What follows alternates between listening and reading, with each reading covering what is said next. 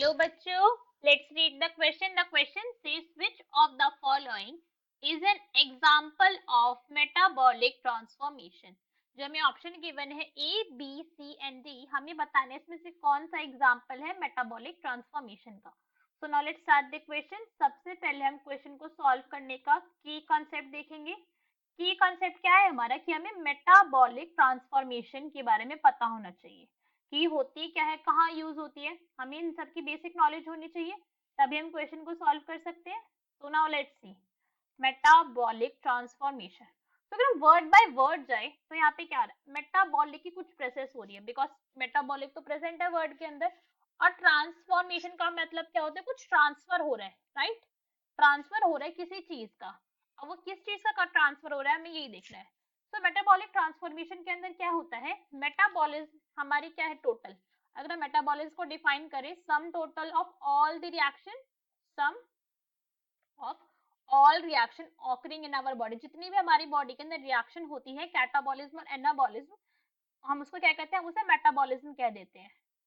तो metabolic transformation के अंदर क्या होता है, यही रिएक्शन, जो ये रिएक्शंस है हमारी एनाबॉलिक और कैटाबॉलिक दोनों ही टाइप ऑफ रिएक्शन, इनका होता है ब्रेकेज. क्या होता है, ब्रेक होता है. ब्रेक ही नहीं कि हमने रिएक्शन को कट कर दिया, ऐसा कुछ करा, हमने रिएक्शन को ब्रेक करके कैसे यूज करा, हमने उसकी केमिकल एनर्जी को यूज करा. हमने क्या करा, केमिकल एनर्जी को ट्रांसफर करवा दिया उसकी किसके अंदर, एनर्जी के अंदर, दैट इज मैकेनिकल एनर्जी के अंदर, मैकेनिकल एनर्जी. अगर हम सेल के अंदर बात करें मैकेनिकल एनर्जी का, तो ये मैकेनिकल एनर्जी किसके अंदर यूज होती है, ये हमें मिलती है एटीपी से. हम कोई भी काम करें तो हमें इसकी एनर्जी तो एटीपी से ही मिलती है, एटीपी है हमारी करेंसी एनर्जी की. सो हमें ये तो पता चल गया कि मेटाबॉलिक ट्रांसफॉर्मेशन के अंदर क्या हो रहा है. तो ये जो प्रोसेस है ज्यादातर कहाँ हमें शो होगी, मैक्सिमम टाइम इसे हम कह सकते हैं डाइजेस्टिव प्रोसेसेस के अंदर.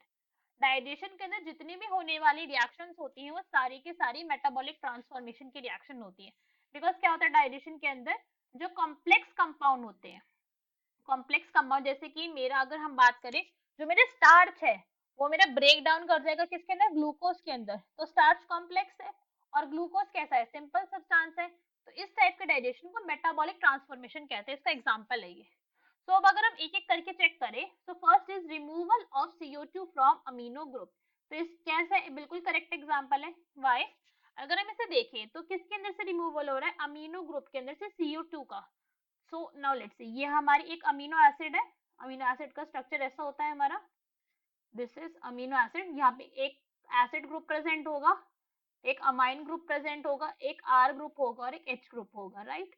अभी आर ग्रुप अमीनो एसिड तो अमीनो एसिड वैरी करता है. तो हमने क्या कर रहा है यहाँ पे, रिमूवल हो रहा है CO2 का.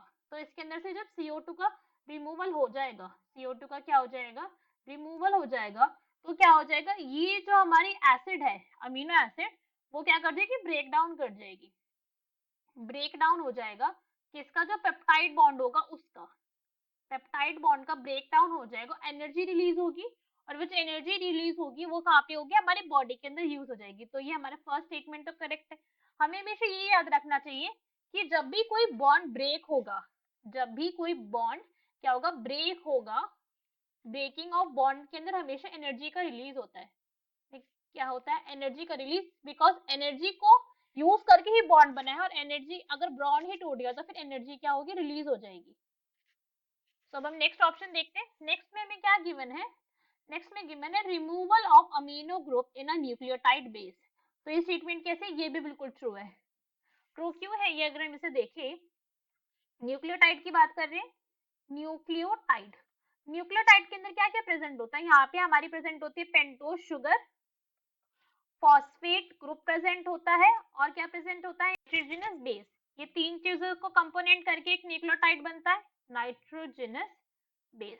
तो जब क्या कर रहे हैं हम, न्यूक्लियोटाइड के अंदर से अमीनो ग्रुप को रिमूव करवा रहे हैं, तो अमीनो ग्रुप के रिमूवल से क्या होगा, हमने क्या करा, अमीनो ग्रुप को यहाँ से रिमूव करवा दिया है, NH2 ग्रुप को रिमूव करवा दिया, तो न्यूक्लियोटाइड जो है हमारा ब्रेक कर जाएगा, किसके अंदर ब्रेक कर जाएगा, ये पेंटोज शुगर के अंदर, पेंटोज शुगर, और ये मतलब सारे के सारे कंपोनेंट्स में हो जाएगा, पेंटोज शुगर के अंदर, फॉस्फेट ग्रुप के अंदर और नाइट्रोजनस बेस के अंदर ब्रेक कर गया.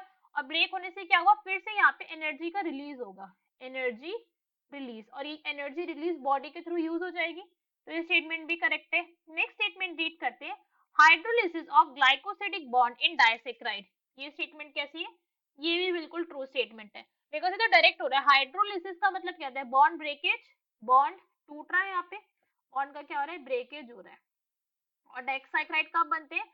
जब हमारे टू मोनोसेक्राइड जुड़ते हैं। फॉर एग्जांपल अगर हम ले ग्लूकोज प्लस ग्लूकोज, ग्लूकोज और ग्लूकोज से क्या बनता है? हमारा गैलेक्टोज बनता है। जब हमने क्या करा, इसके अंदर हाइड्रोलिसिस करवा दी, हाइड्रोलिसिस करवाई, और हाइड्रोलिसिस करने के बाद क्या हुआ? जो गैलेक्टोज था वो ब्रेक कर गया, ग्लूकोज के मॉलिक्यूल प्लस ग्लूकोज के मॉलिक्यूल, और यहाँ पे भी क्या होगा? यहाँ पे भी एनर्जी रिलीज होगी, एनर्जी रिलीज होगी, और ये एनर्जी क्या हो जाएगी? यूज हो जाएगी सेल के द्वारा। So what we can say कि जितने भी तीनों हमें ऑप्शन दिए थे वो सारे करेक्ट है। So our option number D, all of these is our correct answer. Hope you understood it well. Best of luck. Thank you.